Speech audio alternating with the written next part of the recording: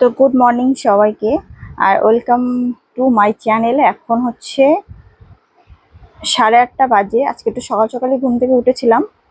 তো হচ্ছে মা আর আমার ননদ গেল কলকাতাতে, কালকেও গেছিল। মায়ের চেক আপ, মানে গলায় একটু প্রবলেম হচ্ছে, ওই জন্য আজকে আবার মানে কালকে জুনিয়র ডাক্তার দেখেছে, আজকে হচ্ছে সিনিয়র ডাক্তার দেখবে। তো গেছে, বেরিয়ে গেছে মারা। আর আমি হচ্ছে এখানে কিছু মাল আছে, মালগুলো বাঁধছিলাম। এই মালগুলো বাঁধছিলাম কারণ আজকে মালগুলো যাবে। এখনো বেশ অনেক প্যাকেট এতগুলো আছে, তো এগুলো কমপ্লিট করছিলাম। কমপ্লিট করে নিয়ে সামনে মাছ এসছে, আমি দেখে আসবো কি কি মাছ আছে। এখনই যাব, এখনই না গেলে হচ্ছে বলছে নাকি জ্যান্ত মাছ এসছে, পরে আর পাওয়া যাবে না বেলায় হলে, বা মাছটা মরে যাবে, ওই জন্য। তো একটুখানি বাধাটা মানে রেখে আমি যাই, মাছটা দৌড়ে গিয়ে দেখে আসি।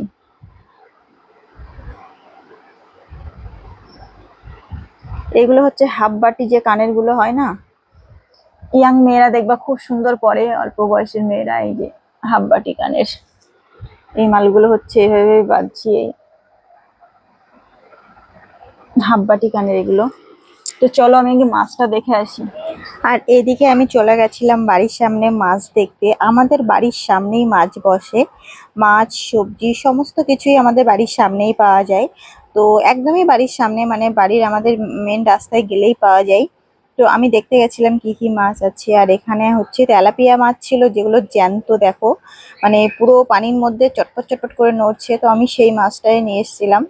আর বাড়ি এসে আমি হচ্ছে গিয়ে সব ঘরদোর গুলো গুছিয়ে নিচ্ছিলাম, বাসি ঘরদোর সমস্ত কিছু সুন্দর করে গুছিয়ে নিচ্ছিলাম, কারণ বেরোনো আছে, কাজ আছে বাড়িতে।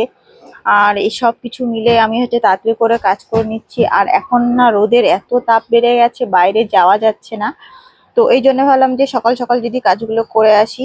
তো বাইরের কাজ আমি করে এসেছি। আর এদিকে মাছটা হচ্ছে কেটে কি কাটা ধোয়া সব হয়ে গেছে। তো আমি ভাবছি যে এখানে নুন হলুদ দিয়ে একেবারে পুরো ভাজাটা বসিয়ে দেবো, দিয়ে অন্যান্য আরো কিছু কাজ আছে সেগুলো করে নেব।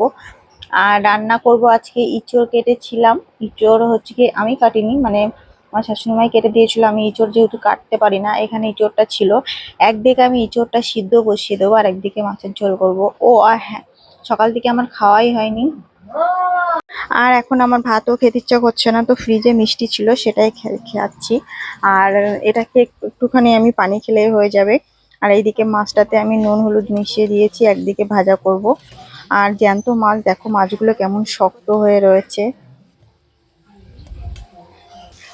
তো এইদিকে হচ্ছে ভাজা বসিয়ে দিয়েছি, আর একদিকে হচ্ছে আমি ইঁচড়টা সিদ্ধ বসিয়ে দিয়েছি। ইঁচড়টা কষা কষা করে করব।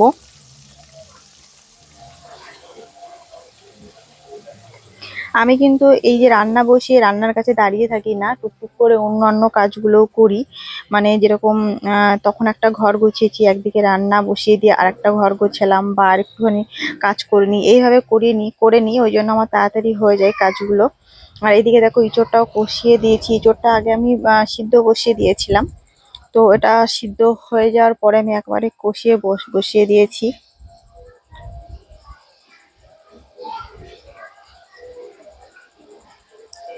আগের বছরে ইঁচড় খেতে আমার খুবই ভালো লাগছিল, কিন্তু এবছর অতটা ভালো লাগছে না ইঁচড় খেতে। আর আমার না অনেক দিন চুলের প্রতি ভালো যত্ন নেওয়া হয়নি, ওই জন্য আজকে আমি দেখো এখানে টক দই, তারপরে কোকোনাট অয়েল, আর হচ্ছে মধু, আর ডিমের যে সাদা অংশটা সেটা দিয়ে ভালো করে ফাটিয়ে নিচ্ছিলাম।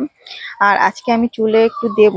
তো আজকে ব্লগটা আমি এখানে শেষ করে দিচ্ছি।